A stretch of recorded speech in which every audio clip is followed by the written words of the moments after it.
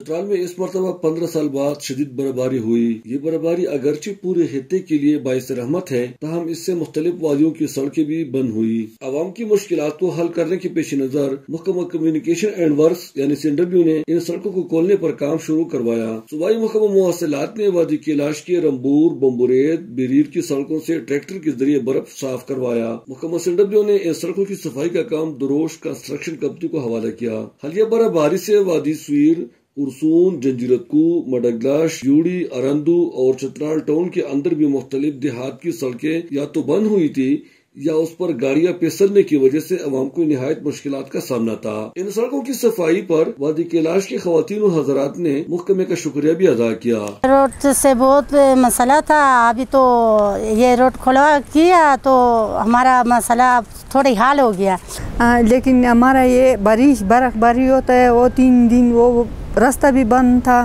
وہ بازار میں مرغی بھی نہیں مل گیا، وہ سبزی بھی نہیں مل گیا، وہ 3 دن تک پورا راستہ بند تھا۔ یہ ابھی یہ CNW والا وہ تھوڑا کیے، لیکن پھر بھی بارش کا امکان تھا۔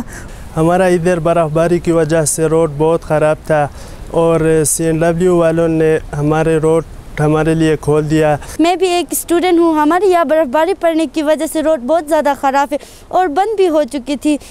وزیر اعظم سے مجھے درخواست ہے کہ وہ جلد سے جلد ہماری روڈ کو بنا دے۔ کراچی سے آنے والی خاتون سیاح ڈاکٹر سعدیہ نے بھی میڈیا سے بات چیت کر لی۔ اور میں کراچی سے آئی ہوں چترال گھومنے کے لیے اس موسم میں، جس میں اکثر لوگوں کو لگتا ہے کہ نہیں آنا چاہیے، پر میرے خیال میں یہ بہت خوبصورت موسم ہے اور چترال بہت خوبصورت لگ رہا ہے اس موسم کے اندر۔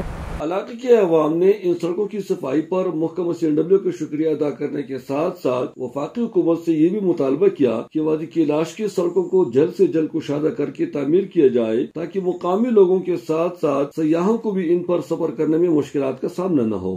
شدید برفباری کے باعث وادی کیلاش سمیت مختلف وادیوں کے راستے بند تھے، تاہم محکمہ کمیونیکیشن اینڈ ورکس ان سڑکوں سے برف ہٹا کر ٹریفک کے لیے راستے کھول رہے تاکہ مسافروں کو آنے جانے میں آسانی ہو۔ احمد زادہ غلامت فاروقی، عالمگیر نیوز، چترال۔